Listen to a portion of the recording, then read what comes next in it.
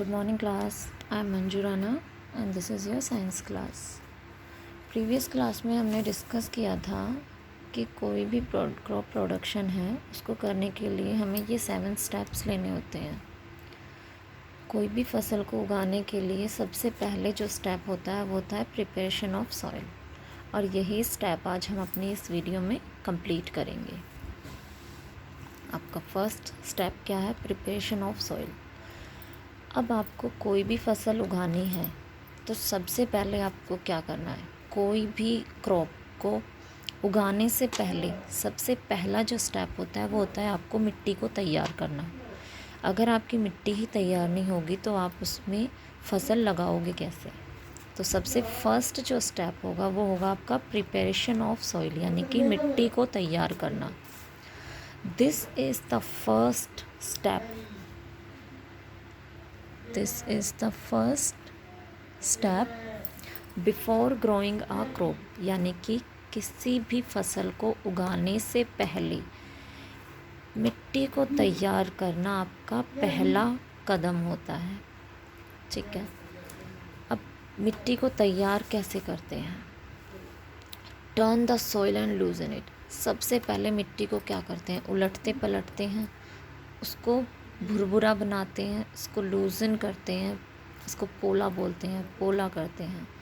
यानी कि सबसे पहले हम मिट्टी को उलट पुलट कर उसको तैयार करते हैं, क्योंकि अगर मिट्टी सख्त होगी तो जो पौधों की जो जड़ है वो ज़मीन में नीचे तक नहीं जा पाएगी। अब पौधे प्लांट्स जब तक अच्छे से ग्रो नहीं करेंगे तो आपकी जो क्रॉप है वो भी अच्छे से नहीं होगी।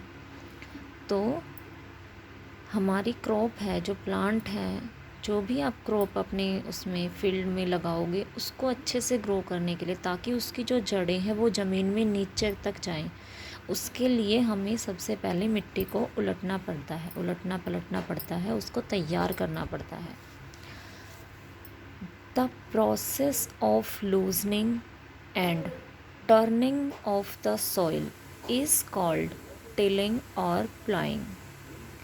यानी कि आपकी मिट्टी को उलटने पलटने की, उसको पोला करने की जो प्रक्रिया होती है, जो प्रोसेस होती है, वो आपकी प्लॉइंग यानी कि जुताई कहलाती है।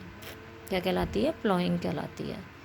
यानी कि आपने देखा होगा आपके खेतों में जुताई होती है, कहीं कहीं पर हलों द्वारा, पहले जो टाइम था उसमें हलों से जुताई करी जाती थी। आजकल आपके खेतों में ट्रैक्टर के द्वारा जुताई करी जाती है। ट्रैक्टर के पीछे बहुत सारे जो क्या बोलते हैं आपको औजार लगा के, जैसे आपके कल्टीवेटर्स वगैरह हैं, वो लगा के आप क्या करते हो? मिट्टी को तैयार करते हो, उसको उलटते पलटते हो।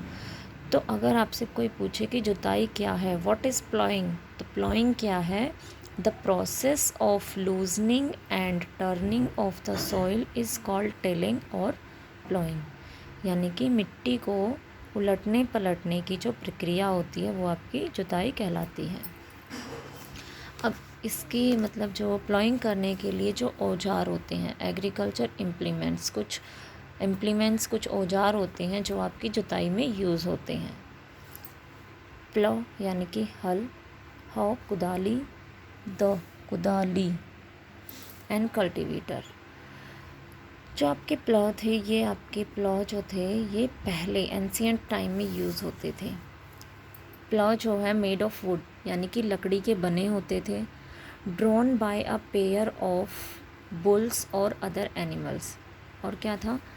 जो आपके हल जो होते थे, इनको हम हल बोलते हैं, ये लकड़ी के बने होते थे, और इनको खींचने के लिए किसका यूज़ किया जाता था? बुल्स, पेयर ऑफ बुल्स या फिर अदर एनिमल्स, यानी कि जैसे हॉर्स, कैमल, इन सब को यूज़ करके इनसे जो है हल को खींचा जाता था।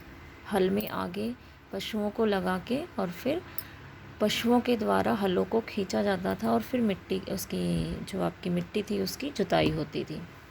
ये आपका बहुत ही एंशिएंट, जो प्राचीन जो तरीका था जुताई करने का, वो था। जो आपका हल है वो लकड़ी का बना होता है और उसको खींचने के लिए पेयर ऑफ बुल्स या फिर अदर एनिमल्स की ज़रूरत होती है। नेक्स्ट है आपका हो यानी कि कुदाली। It has a long rod of wood और आयरन।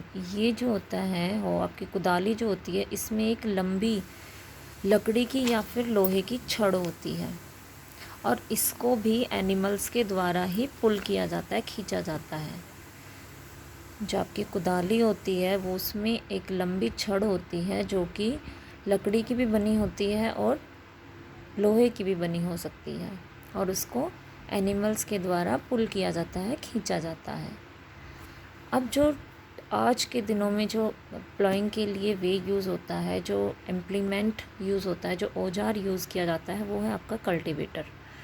जो कल्टीवेटर है वो nowadays ploughing is done by tractor driven cultivator, यानी कि आज के टाइम में जो जुताई की जाती है वो ट्रैक्टर से की जाती है। ट्रैक्टर के पीछे कल्टीवेटर को जॉइन करके तब आपके खेतों में जुताई की जाती है। और जो कल्टीवेटर है उससे आपके लेबर, श्रमिकों की और समय की, दोनों की बचत होती है। अब जब प्लो है, हल के द्वारा जब हम खेतों की जुताई करते हैं तो उसमें बहुत टाइम लगता है, उसमें बहुत ज़्यादा टाइम यूज़ होता है। आपकी कुदाली से जुताई करने के लिए भी बहुत ज़्यादा टाइम यूज़ होता है।